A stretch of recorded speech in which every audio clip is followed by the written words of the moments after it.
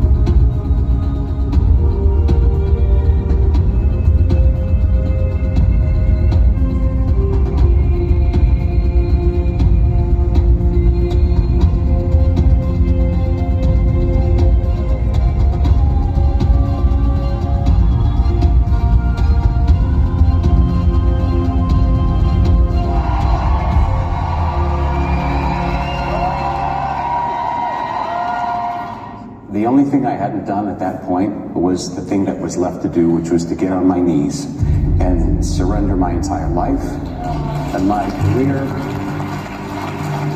and everything that I had up to that point over to God. I've had to really get good at 2 things. One is listening, because listening to God when you're trying to portray His Son accurately to the world is extraordinarily important. I'm just really blessed to be on this journey. And I just pray and hope that it has encouraged those who are watching not to give up on God.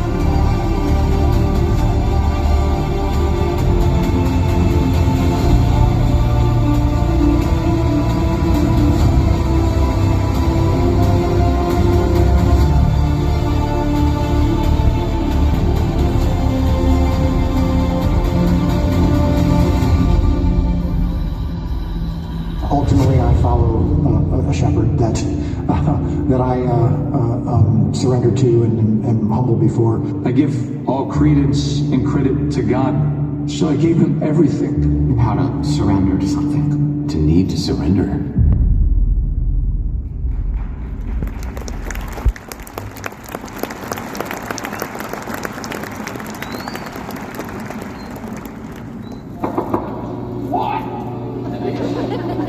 What is it? Oh, hey, how's it going? This is Noah James playing Andrew.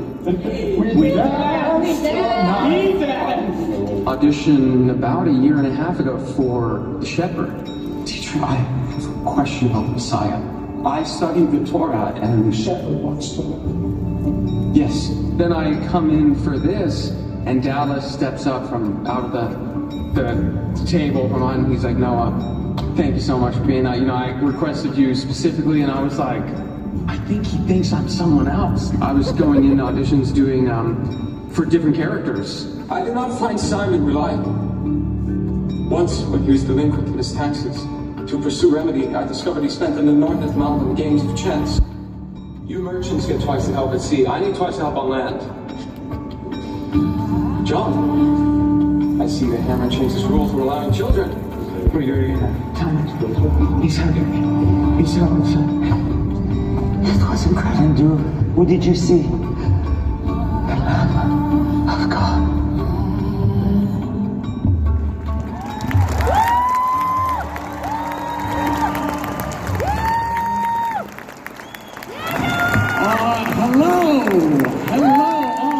It's so funny, they had to remind me to step out on stage just now.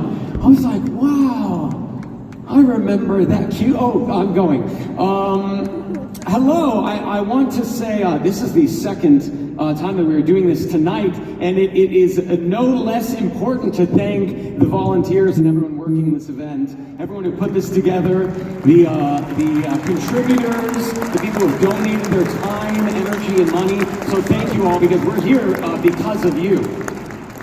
So thank you for having me. I am Noah, as you saw on that screen. My beard is a little shorter, my hair quite longer, but same me. And I have a few things that I would like to speak with you all about this evening. About my journey with the show, getting involved, actually, and we saw a little bit of some clips in that night, so I want to dive into that. My beginning with the show did not start with The Chosen, but The Shepherd, the short film that Dallas made about the birth of Jesus.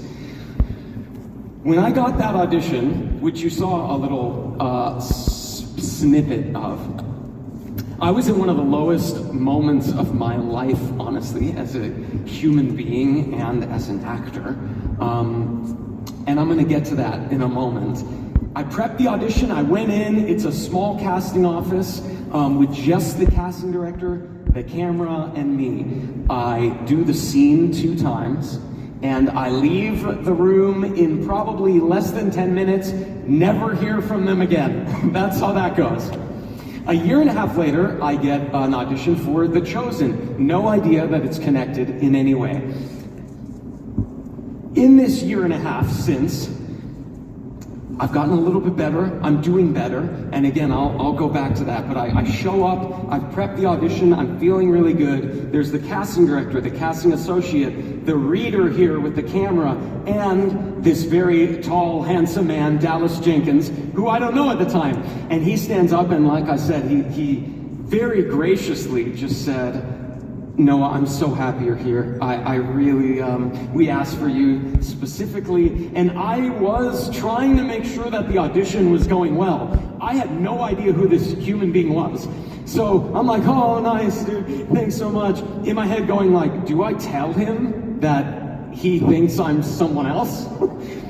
And ultimately I decide to. I say, I'm so sorry, man. I'm just not that person who you think you're speaking to. And he said, no, you auditioned for me a year and a half ago for The Shepherd, and you were in the running for that part. We asked for you specifically to be here for this. I had no idea about any of that. Now, at the time of the Shepherd audition, I don't really talk about this a lot publicly, so bear with me, but it was, like I said, the lowest moment in my artistic life. I had been acting professionally for about 6 years. I hadn't had an audition in about half a year or so, which, as you can imagine, as an actor, let's say you get 1 out of every 10 auditions. You are like the Derek Jeter of actors, okay? If you get 1 out of every 10. So if you haven't had 1 audition in 6 months, it's a pretty tough time. The reason for this was because I was actually cast in a brand new musical that you have never heard of. I was playing the prince in this musical. Yeah, I'll leave it at that. Don't need to go into too many details. But one of the leads, and they promised a lot of things, and at the end of the day, when we opened, no one was there. No one came to see it, and I had told my reps that I need the time off to do this play. They said it's going to be really big, I believe in it, I want to do it, don't submit me for any other work. We rehearsed for about 4 months, every day. We open, no one's there. My reps are saying, when can we come see the new big play that you're a part of? And I'm like trying to evade the question because I know that they're going to see that it essentially has been a failure and that I was wrong and that maybe I would be seen as a failure by my reps. Not a lot going on for me professionally too, so I can't stand the thought of them going, maybe we bet on the wrong horse here. Finally, I give in and I put a date 2 weeks out in the future, and I say that Friday night, you can come then, because I'm hoping maybe by then we'll have an audience. So that night, in the audience is my mom, my grandparents, my agent, my manager, and then out of the 300 seats of the auditorium, there were 8 people total. That's with my 5, 3 other people. Hey, and thanks for them. At least they can look around and be like, it's not just the family. And I couldn't go on stage. I was up in the green room, and it's approaching the curtain time, and I was so filled with shame, I almost couldn't speak. And it's 7:58, 7:59, 8 p.m., the whole cast is down there, and I'm up in the green room, and I can't move. Literally cannot move. The stage manager comes up to collect me, and I just literally cannot even look at them, and they keep walking out. 8:02, 8:05, 8:10. By now, the whole audience is waiting for the show to begin, and they're just waiting on me. The producer comes up to collect me, and I just put down the shame, I hold back literal tears, and I enter the stage singing. Not fun to sing when you're holding back tears, and to know that there's no one in the audience, except ironically the people who support me the most, but you sort of lose sight of that at the time. Then I audition for The Shepherd, and I'm in no state at this moment to really give of myself what a project like The Shepherd or The Chosen requires of an actor. Requires your heart, your patience, your ability to focus. I was so sort of wrapped up in my tension of not being where I thought I should be at in my career and life. So a year and a half goes by, and I'm still around, I'm still surviving, mainly thanks to my support system, my family, certainly my now wife. Man, what partners have to deal with when you're going through a difficult time. I show up to The Chosen, and when I'm there at the audition, Dallas says, hey, you look good, you look like, did you change anything? And I sort of brush it off. And what I realized as I was preparing for this event is what he was seeing in me was that I wasn't where I was a year and a half ago, is that I was now ready to give of myself what was needed for this kind of production. You never know why something doesn't work out. You never know if there's a silver lining, a reason why There's a perceived failure in the air for yourself, why things may not be working out. But I know, because I consider to shepherd the best job that I didn't get. Because if I was in the right place and I had gotten that role, I would have worked with Dallas for 3 days. Because I didn't get it, I may have had to wait a year and a half. But at the end of that year and a half, I started a journey that has led to 5 years of the most amazing years of my life. And I'm here on the stage, thank you. I am here in front of way more than 8 people, so thank you, because of that. And that certainly isn't lost on me. Now, once I get the part, here comes in the other part that I wanted to speak to you specifically about because of what this event represents. I get the part, but this growing fear inside me keeps me a little unsettled, which is that I've just booked this job where I am playing a disciple of Jesus Christ, and I myself am Jewish. Yes, exactly, and I think, how's that gonna go? I wonder how I'll be perceived. I wonder if I'll be accepted in this, which is so funny. Sean and I, who you will see in a little bit, were just talking about this. It seems crazy now because I play a Jewish character, surrounded by mostly other Jewish characters, under the most famous rabbi in history in ancient Judea, talking about Shabbat and the Torah. But I didn't know how I would be perceived, not only by the public, by you all, but by production. I didn't know if I had to keep that part of myself secret, if I could even be myself in the hair and makeup trailer at 6 in the morning when you're getting ready.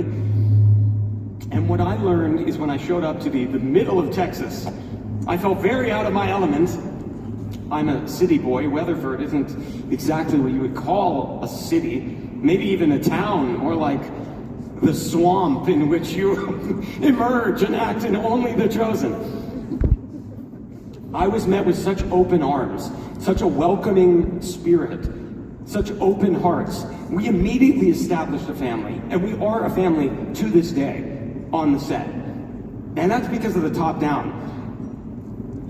I was accepted for who I am, for my belief system, my opinions, my ideas, my creative ideas, and because I was invited into this world that's almost an exclusively Christian space, if you will, much like what I can assume this event is. Because I was welcomed into this world, I have learned more about Jesus and his teachings and his message and Christianity as a whole in the last 5 years than I have for my entire life leading up to that moment.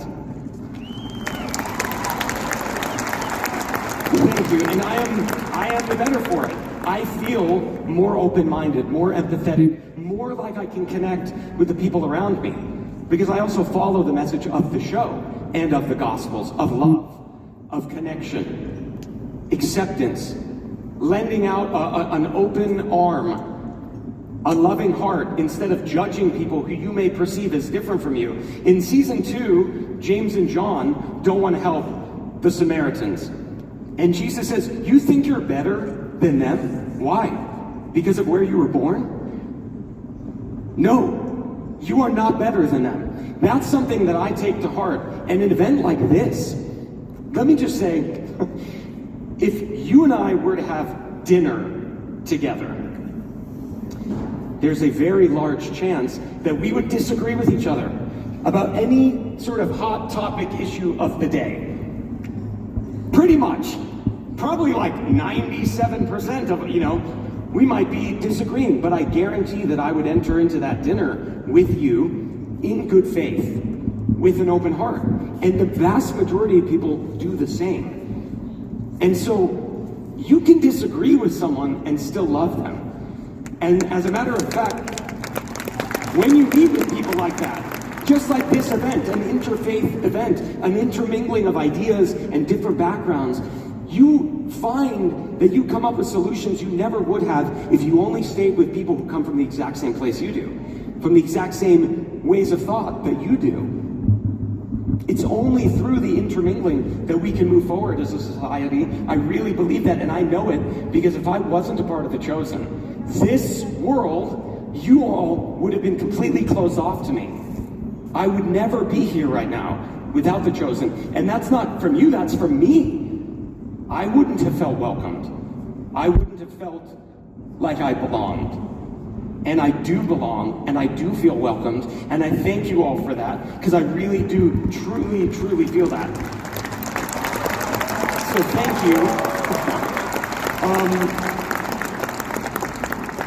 It's very humbling when we travel the world meeting people about The Chosen. There's a through line that doesn't change, no matter where they're from, no matter the way they live. They say this series has meant so much to me. It has impacted me. It's been there for me during my dark moments. As an actor, as an artist, what more can you ask for? And if I could tell myself that when I was auditioning for The Shepherd and I felt so bad about myself, so bad about my career, if I could say, just wait. You're going to be a part of something when you can give fully of yourself that will help people all over the world. I'm so grateful to be a small part of telling this story, and I really, really thank you all for the support, the love that you show to all of us. We feel it, we really, really do, and we couldn't do this without you. So, once again I say, thank you so much.